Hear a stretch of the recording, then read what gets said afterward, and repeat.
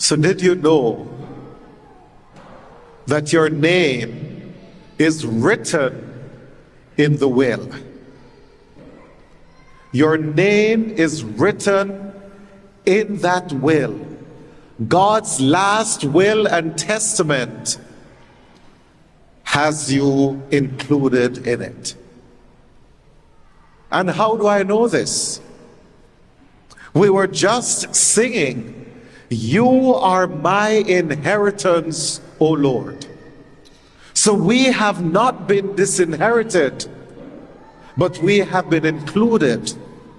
He has made sure that our name is there. Did you know that? Do you feel that you are included in God's inheritance? Because the inheritance that we get from God is God Himself. That's what He gives to us. And we see what God's inheritance looks like. It looks like Jesus. So He has sent Jesus into this world so that we can look at Jesus and we can say, this is what the Father has left us in His will. And the thing about it is that we don't even have to wait until we die to collect. We start collecting that now because He has already died. And therefore, as we think of this, we think about what was given to us through our baptism. Because in our baptism, we were made prophet, priest, and king. Isn't this what Jesus is? He's the prophet who speaks the word of God. And so He says to us in today's gospel that heaven and earth will pass away, but my words will never pass away. That prophetic word which stands forever. And that's a word that has to be fulfilled as a part of our inheritance. So yes, He has given us His word so that we too will proclaim His word. So as I preach to you, I'm actually preaching a part of my inheritance. Because with Him, I'm expected to preach, to declare the word of God. And that word is a word that lasts forever. But not only have we been made prophet, but we have been made priest. And as priest, it is our responsibility to offer. But with the ordained priesthood, we hear that, according to the second reading, that every priest stands daily in offering of a sacrifice. But then we're reminded that there is one priest, and that one priest, Jesus Christ, who doesn't have to offer a sacrifice daily, but a sacrifice that is offered once and for all. So there is no more sacrifice that needs to be offered by Jesus. And therefore, as I stand, as any other priest stands daily at the altar, we are not offering a new sacrifice, but we are representing the sacrifice that was once and for all made by Jesus Himself. Because Jesus, on the night before He died, as that priest, He took bread and He took wine. He consecrated these and He said, "This is my body, this is my blood." And He said to His disciples, "Do this in memory of me." And therefore, we do this daily.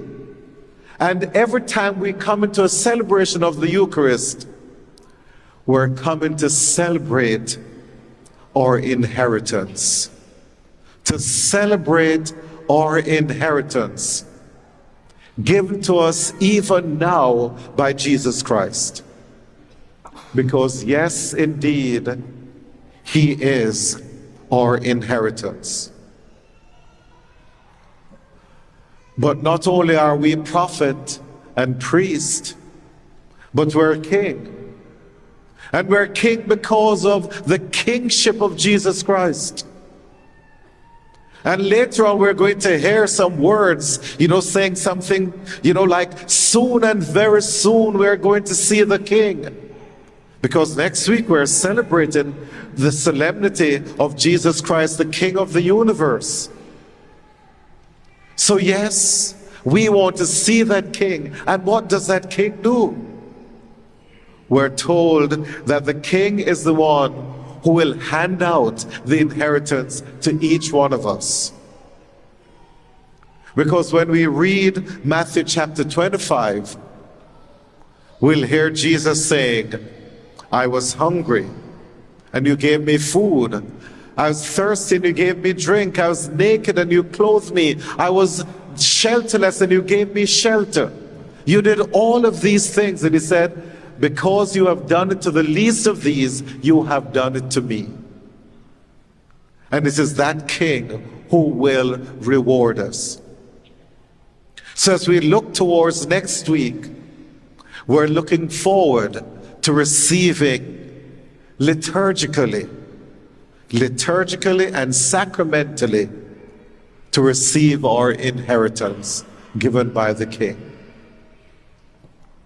And so you can just understand then, my sisters and brothers, why today the church has designated this as the World Day of the Poor. Because when we think of the World Day of the Poor, we think that as we prepare ourselves in order to get our inheritance, we just have to do those things for which we will be judged. How is it that we take care of our sisters and brothers? And therefore, throughout the world on this day, various things are being done to recognize the ministry that we owe to the poor. Here in our diocese, we will be taken in all the parishes a second collection for Catholic Charities. Catholic Charities is the charitable arm of the church. It is that arm that takes care of helping people who are hungry, people who are homeless, people who are sick, whether in body or in spirit, to help these people. And therefore, when we make our collection for this today, so at the end of Mass, persons will be there with baskets asking you to make a contribution for Catholic Charities. And as you give your collection, and I'm not trying to make you feel guilty, but just you'll be answering the question that Jesus was asked. Lord, when did we see you sick? When did we see you hungry? When did we see you naked? When did we see you homeless and minister to you? And he will tell us as we drop our money in that box, that collection, it is something that you have done to the least of my little ones, and we're doing it to Jesus. Because they too need to recognize that God is their inheritance. So it's all connected, isn't it? Everything that we do. And it is the King who will be judging us. Therefore, my sisters and brothers, as we are celebrating this day, as we celebrate our inheritance, then we are not going to be like people who fight over an inheritance, Because sometimes you know that this happens in families. That when someone dies and there's a big fight in the family over the inheritance.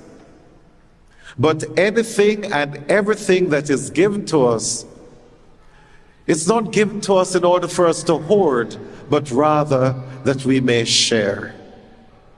Because our inheritance is not our own, but it is something that needs to be shared with our sisters and brothers. So whatever we have received, as Jesus will tell us, freely you have received, so freely you should give. So, is God your inheritance? Have you received your inheritance? Then share your inheritance.